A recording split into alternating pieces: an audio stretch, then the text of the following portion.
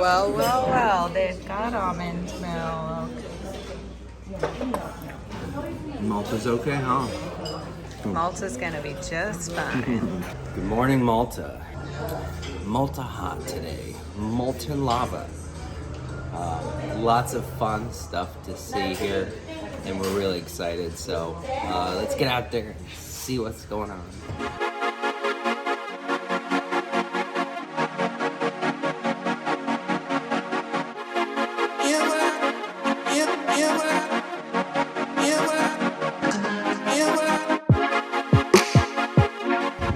Look at all the boats. Okay, so for our first activity of the day, we're taking the hop on, hop off bus tour. We take the south or the north route, and we're kind of just gonna roll with it.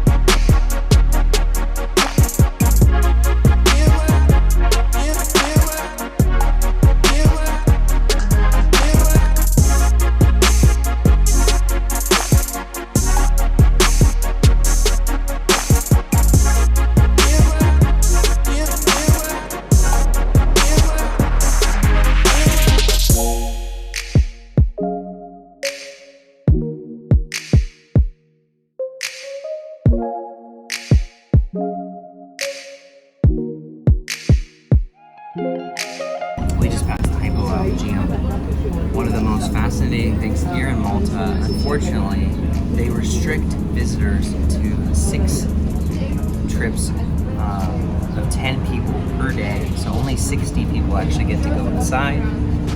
It's heavily restricted. I looked at reservations. They had it booked for the next 5 months. So unfortunately, because we didn't know about it beforehand, we weren't able to book it. But I heard wonderful things about it.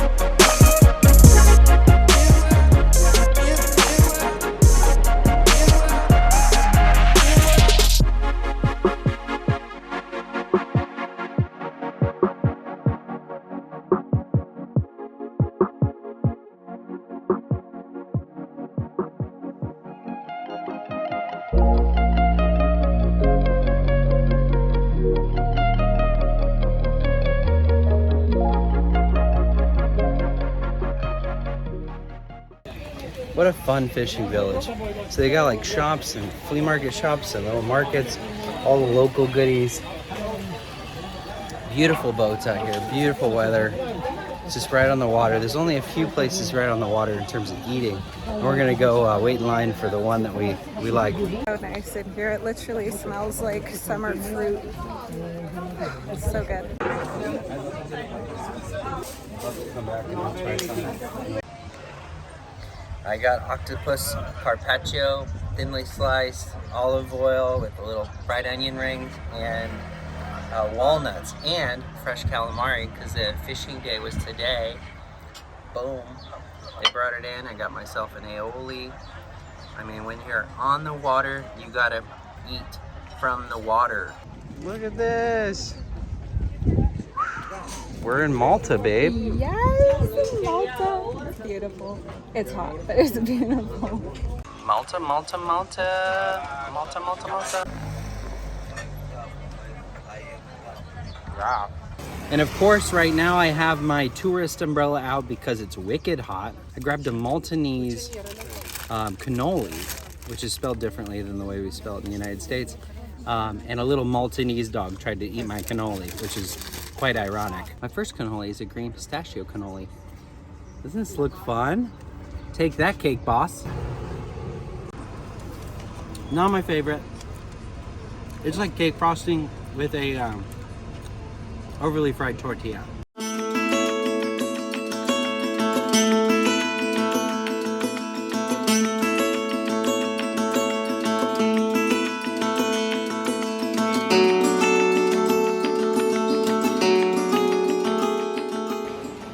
We just watched a 7-minute 3D film about the archaeology or the site, the temple.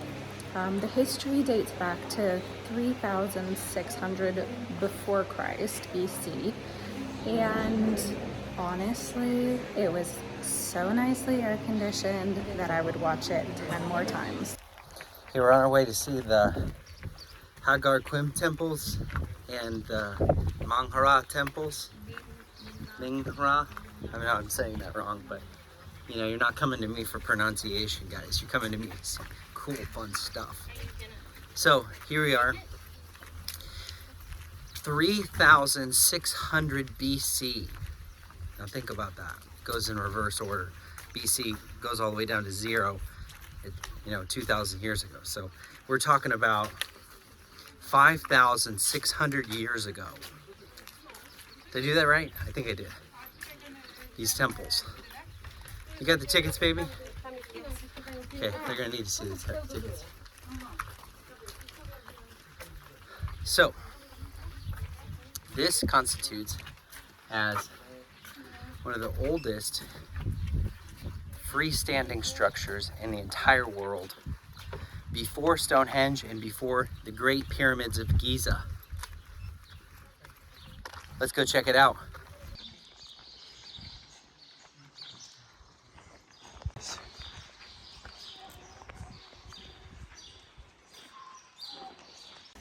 "6,000 years ago almost, they were throwing these up. So UNESCO calls it a great, magnificent wonder." Now the dotting we see, there's gonna be lots of dotting in the designs. They actually counted the moons, and they were some of the earliest people to count the days in the year, 365.2 days in the year based on the moons and the number of days they counted with dots. I can only imagine. Back in that day, you had no internet, you had no way to find out what anything meant, and it must have been really awe-inspiring and confusing, and people are like, we gotta keep track of the moon. I don't know why, but it keeps showing up every night, and that means something, and I don't know what. Yeah, so it's just really interesting to think of like what was going through their head, so isolated from what we know from, science and history today. I consider it an honor to be underneath the doorway, obviously reconstructed. It was destroyed a few different times. That's almost 6,000 years old. It's unbelievable. We're making a permanent mark on who they were. Obviously, it was different kinds of temples built for different purposes, but still, they wanted people to know and remember who they were.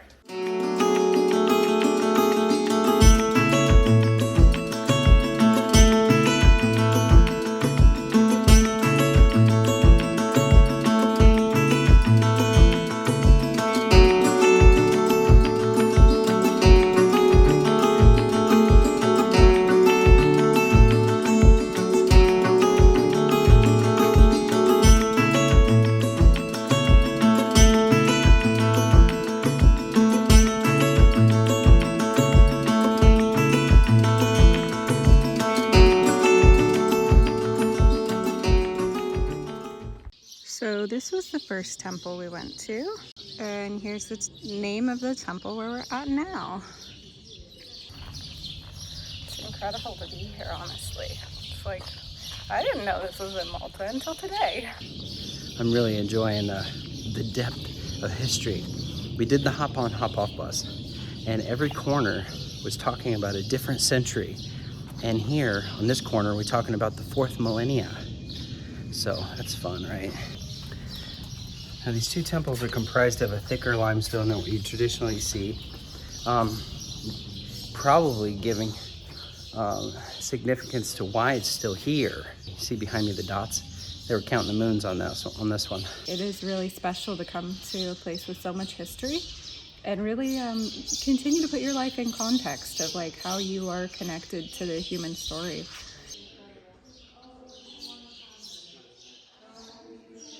This is how they held the walls up 3,600 years ago. That's how they did it. The moon. That's how they did it.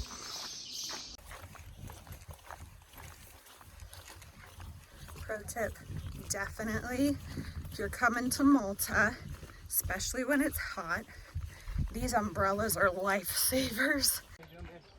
Good.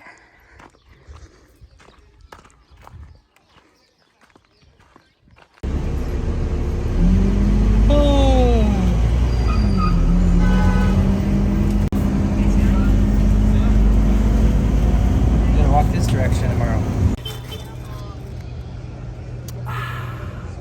Okay, you covering up the audio? You want to shoot this way?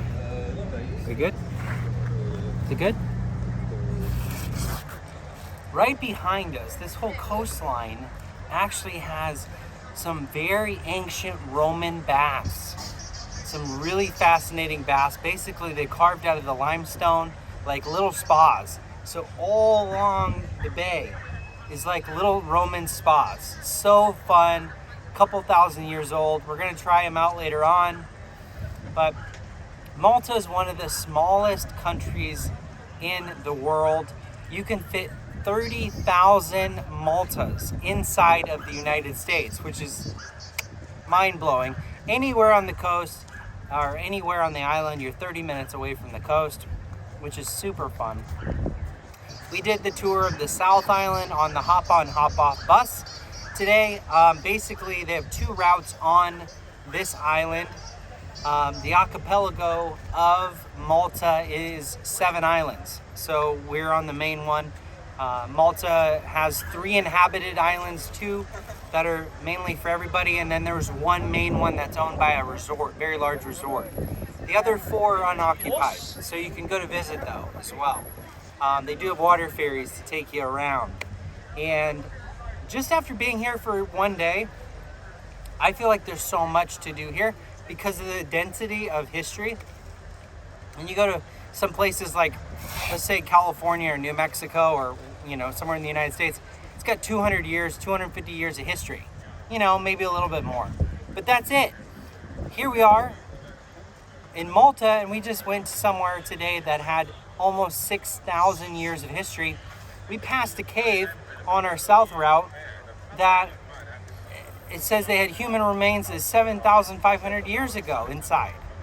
It's mind-blowing.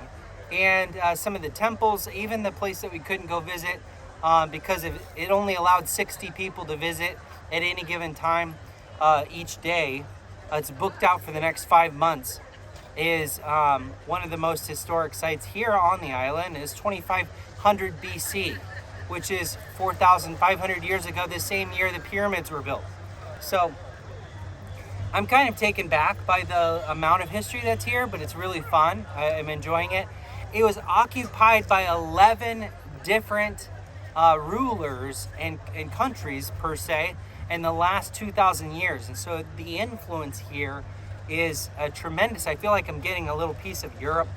It is in Europe, obviously. They joined the EU in 2004, but you know, Allie's been surprised because all the gluten-free options and the restaurants, you know, it was British occupied for 160 years. So here we are drinking our Starbucks. There's 4 Starbucks here, by the way. One of them right down the street from where we're at, in Slema. And I mean, it feels like we're on Crete, like in Greece. So we went to Corfu and Crete, felt very much like it, but it also feels like we're in the middle of, like, you know, really developed, fully developed town here on this particular island.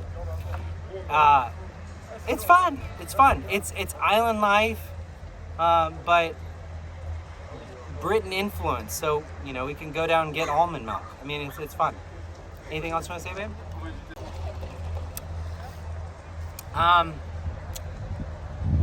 They've got taxis everywhere, and they've got the other app we haven't used for transportation, but the hop-on, hop-off bus was fun. It does not have air conditioning, and you are fooled if you're sitting up at the top feeling, oh my gosh, I'm getting so much air. There were lobsters walking off of that bus today, let me tell you. And I'm not talking about from the ocean, I'm talking about the tourists. Lobsters. They were fried. They don't even know yet. The pain hasn't even set in. My face is red because of the sweating I've been doing, but I'm not fried. I know, but they were fried. So it's tricky out here. I can imagine the heat, the intense heat gets to those 1 week a year vacationers. However, we're pros, we're veterans. I've only been half burned, like slightly burned, 1 time in the last year. So I've been lucky.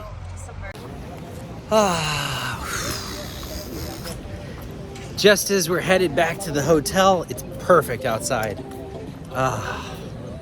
It's so beautiful. I guess that's what they do. The sun beats you up during the day, and then you're like, I need to go lay by the water, right? Perfect right now.